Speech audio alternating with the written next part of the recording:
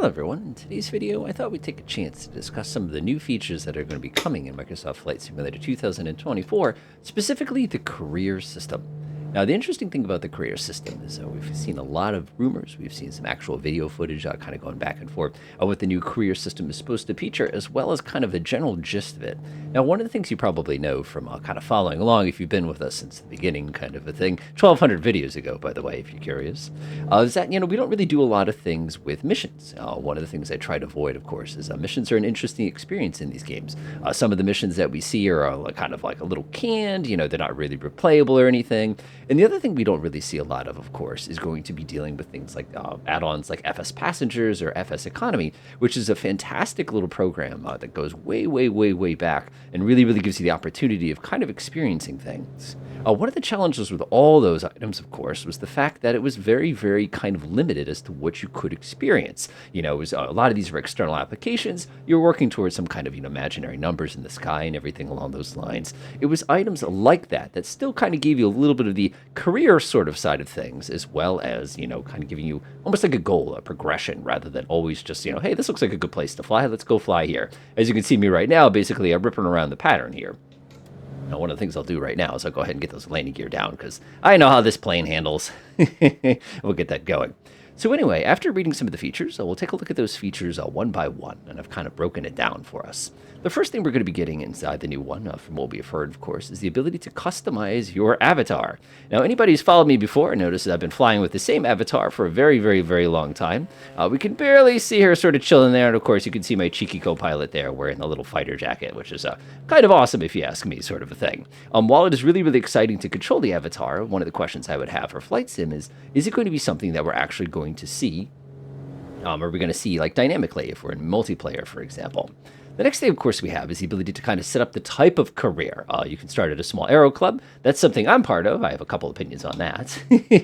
So the small aero club should automatically charge you an extra $5 Microsoft money per month, and you're not allowed to fly because there's no availability to the plane. Just kidding. Or maybe I'm not. I don't know. Maybe it's a little too realistic.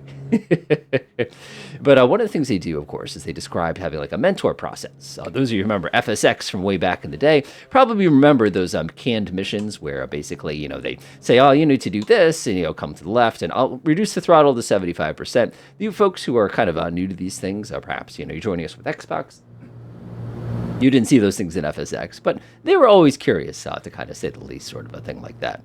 The problem with a lot of those is, again, they were very, very canned. If you didn't like flying around Washington State, which is where Microsoft is located, or Oregon, really, Washington State is the correct answer there, you were sunk. That's what you got. And if you didn't like it, too bad. So it was kind of a downside. I couldn't fly around my lovely Hartford at my home airport like the one that we have down here. So one of the things you can do is you can actually define where your starting point is going to be. That's an exciting kind of a thing. And there'll be the regular character kind of walking you through all the different pieces that you're going to need to know as you're kind of getting started with your earlier aero career. Afterwards, of course, you get the ability to kind of build up all sorts of licenses they were talking about. They were going to give you training missions. I don't particularly love training missions because I find that they're, again, it's that canned nature of them, and that makes them a little bit it's just not natural, and that's one of the things that always killed me about some of those kinds of things, but it's neat. And later on, of course, you're going to have the ability to unlock different licenses, which are going to give you the ability to take on different types of mission in your aero career. They were describing, for example, doing medevac missions. They were describing doing water fights. They were talking a little bit about doing straight-up transport, maybe doing some freight and things like along those lines, all sorts of different operations that you'd have the ability to do as your little career starts to grow.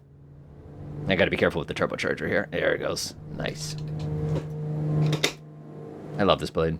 So, of course, after that, you can progress. And then, of course, they started describing, as far as the Zendisk folks, the dynamic mission system.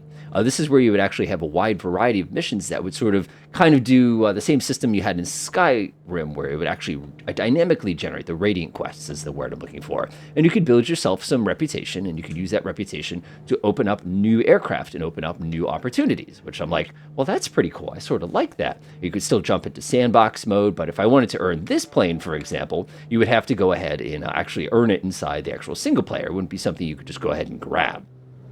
That way, the folks, of course, who are the ones who are looking for, kind of those more traditional experience, they can get it any time without any interference. The mission system is basically there to sort of act as a guide. One of the things I'm kind of curious about, of course, is like, why would you choose to not just have a mission generator and make it linked to one profile? I know that one of the jokes my wife and I have been going back and forth on very recently is the fact that all video games need a simple option for I'm 35 years old and I only have an hour to play this game. One of the things I always worry about with all these things is, I've been flying flight sims since, I kid you not, the early 90s. Again, I wasn't as good at it back then. But, like, that's still not going to be enough for being able to basically choo-choo and fire through all those missions. You have to go through everything before you can really get to the content that maybe you specifically want, which I kind of found that sort of surprising.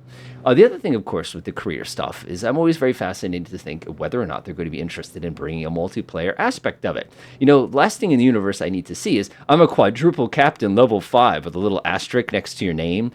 This isn't Call of Duty, folks, so we don't need things like that. So anyway, I had a couple people asking what were my comments on it. I thought, like I said, I put together a quick video.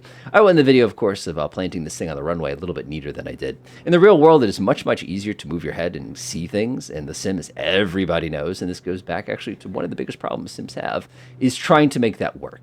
We did fly with real world weather today, which was kind of fun. Not the greatest day. It's actually got kind of warm today. I think it's like 80 degrees, 75, which is pretty good at altitude. But it's just one of those things that, like, can they fix it? Another thing, of course, they were talking about, now that I'm just looking at my little cheat sheet here, my little notes that I kind of recorded before I started doing this, is looking, of course, at the aircraft. Do the aircraft degrade? Am I going to have to pay for maintenance and things like that? Truly like an FS economy kind of experience. And those things are tons of fun, of course, but it all goes back to, like I said, it has to be accessible for people who don't necessarily have a ton of time. My total flight sim time in a week consists of about an hour, if I'm lucky. That's just how busy I am. So I just feel bad that, like, the things I really enjoy, helicopter missions, unique missions, aerial photography missions, those all sound really, really fun. But am I going to have to slog through a bunch of, oh, your steep turn wasn't steep enough. You missed it by a half a degree. You're a failure at life. Uninstall the simulator. That is not something that I want to see. And people who know FSX probably know the exact mission that I'm referencing. So let's go ahead and put this thing on the ground. I'll finish my rant. Of course, you're asking, did you pre-order Flight Sim? Yeah, I absolutely did. I'm looking forward to it. I've got about 1 million video ideas once we get that one out. So I really look forward to actually playing it. And I'd be curious, is it really going to live up to the hype? Or is it going to take some third-party people to really make it something that's going to be special? I am sitting way too low in the seat. Come on. There we go. Enjoy.